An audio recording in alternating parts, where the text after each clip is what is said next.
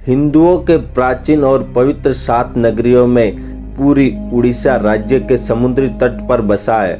जगन्नाथ मंदिर विष्णु के 8वें अवतार श्री कृष्ण को समर्पित है। भारत के पूर्व में बंगाल की खाड़ी के पूर्वी छोर पर बसी पवित्र नगरी पूरी उड़ीसा की राजधानी भुवनेश्वर से थोड़ी दूरी पर है।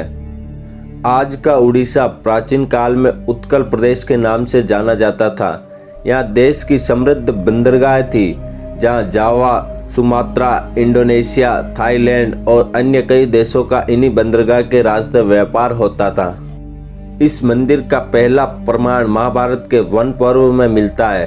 कहा जाता है कि सबसे पहले सबर आदिवासी विश्ववसु ने नील माधव के रूप में इनकी पूजा की थी। आज भी पुरी के मंदिरों में कई सेवक जिन्हें देतापति के नाम से जाना जाता है। श्री जगन्नाथ मंदिर के ऊपर स्थापित लाल ध्वज सदैव हवा के विपरीत दिशा में लहराता है। ऐसा किस कारण होता है यह तो वैज्ञानिक ही बता सकते हैं, लेकिन यह निश्चय ही आश्चर्यजनक की बात है। यह भी आश्चर्य है कि प्रतिदिन सायंकाल मंदिर के ऊपर स्थापित ध्वज को मानव द्वारा उल्टा चढ़कर बदला जाता है। ध्वज भी इतना भव्य है कि जब यह लहराता है तो इसे सब देखते ही रह जाते हैं। ध्वज पर शिव का चंद्र बना हुआ है। यह दुनिया का सबसे भव्य और ऊंचा मंदिर है। यह मंदिर 4 लाख वर्ग फुट क्षेत्र में फैला है और इसकी ऊंचाई लगभग 214 फुट है। मंदिर के पास खड़े रहकर इसका गुंबद देख पाना असंभव है। मुख्य गुंबद की छाया दिन के किसी भी समय अदृश्य ही रहती है। हमारे पूर्वज कितने बड़े इंजीनियर रहे होंगे, यह इस मंदिर के एक उदाहरण से समझा जा सकता है। पुरी के मंदिर का यह भव्य रूप 7वीं सदी में निर्मित किया गया है। पुरी में किसी भी स्थान से आप मंदिर के शीर्ष पर लगे सुदर्शन चक्र को देखेंगे तो वह आपको सदैव अपने सामने ही दिखेगा। इसे नील चक्र भी कहते हैं। यह अष्ट धातु से निर्मित है और अति पावन एवं पवित्र माना जाता है। सामान्य दिनों के समय हवा समुद्र से जमीन की तरफ आती है और शाम के दौरान इसके विपरीत, लेकिन पुरी में इसका उल्टा होता है। अधिकतर समुद्री तटों पर आमतौर पर हवा समुद्र से जमीन की ओर आती है, लेकिन यहाँ हवा जमीन से समुद्र की ओर जाती है। मंदिर के ऊपर गुंबद के आसपास अब तक कोई पक्षी उड़ता हुआ नहीं देखा गया है। इसके ऊपर से विमान नहीं उड़ाया जा सकता है। मंदिर के शिखर के पास पक्षी उड़ते हुए नजर नहीं आते, जबकि देखा गया है कि भारत के अधिकतर मंदिरों के गुंबदों पर पक्षी बैठे जाते हैं या आसपास उड़ते हुए नजर आते हैं। दुनिया का सबसे बड़ा रसोई घर 500 रसोइया 300 सहयोगियों के साथ बनाते हैं भगवान जगन्नाथ जी का प्रसाद। लगभग 20 लाख भक्त कर सकते हैं यहाँ भोजन। कहा जाता है कि यह मंदिर में प्रसाद कुछ हजार लोगों के लिए ही क्यों न बनाया गया हो, लेकिन इससे लाखों लोगों का पेट भर सकता है। मंदिर के अंदर पकाने के लिए भोजन की मात्रा पूरे वर्ष के लिए रहती है। प्रसाद की एक भी मात्रा कभी भी व्यर्थ नहीं जाती। मंदिर की रसोई में प्रसाद पकाने के लिए 7 बर्तन एक दूसरे पर रखे जाते हैं और सब कुछ लकड़ी पर ही पकाया जाता है। इस प्रक्रिया में शीर्ष बर्तन में सामग्री पहले पकती है, फिर क्रमश नीचे की तरफ एक के बाद एक पकती जाती है।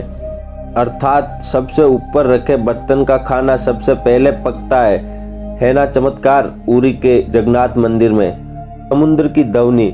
मंदिर के सिंह द्वार में पहला कदम प्रवेश करने पर ही मंदिर के अंदर से आप सागर द्वारा निर्मित किसी भी ध्वनि को नहीं सुन सकते। आप मंदिर के बाहर से एक ही कदम को पार करें तब आप इसे सुन सकते हैं। इससे शाम को स्पष्ट रूप से अनुभव किया जा सकता है। इसी तरह मंदिर के बाहर स्वर्ग द्वार है, जहाँ पर मोक्ष प्राप्ति के लिए शव जलाए जाते हैं, लेकिन जब आप मंदिर से बाहर निकलेंगे तभी आपको लाशों के जलने की गंध महसूस होगी। रूप बदलती मूर्ति।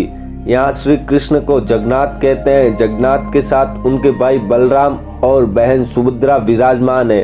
तीनों की यह मूर्तियां काष्ठ की बनी हुई है। यहाँ प्रत्येक 12 साल में एक बार होता है। प्रतिमा को नव क्लेवर मूर्तियां नई जरूर बनाई जाती है, लेकिन आकार और रूप वही रहता है। कहा जाता है कि उन मूर्तियों की पूजा नहीं होती, केवल दर्शनार्थ के लिए रखी जाती है। विश्व की सबसे बड़ी रथ यात्रा आषाढ़ माह में भगवान रथ पर सवार होकर अपनी मौसी रानी गुडिंचा के घर जाते हैं। यह रथ यात्रा 5 किलोमीटर में फैले पुरुषोत्तम क्षेत्र में ही होती है। रानी गुडिंचा भगवान जगन्नाथ के परम भक्त राजा इंद्रद्युम्न की पत्नी थी, इसलिए रानी को भगवान जगन्नाथ की मौसी कहा जाता है। अपनी मौसी के घर भगवान 8 दिन रहते हैं। आषाढ़ शुक्ल दशमी को वापसी की यात्रा होती है। भगवान जगन्नाथ का रथ नंदी घोष है, देवी सुभद्रा का रथ दर्पदलन है और भाई बलराम का रथ तल ध्वज है। पुरी के गजपति महाराज सोने की झाड़ू बुहारते हैं, जिसे छेरा परन कहते हैं। माना जाता है कि 3 बार समुद्र ने जगन्नाथ जी के मंदिर को तोड़ दिया था।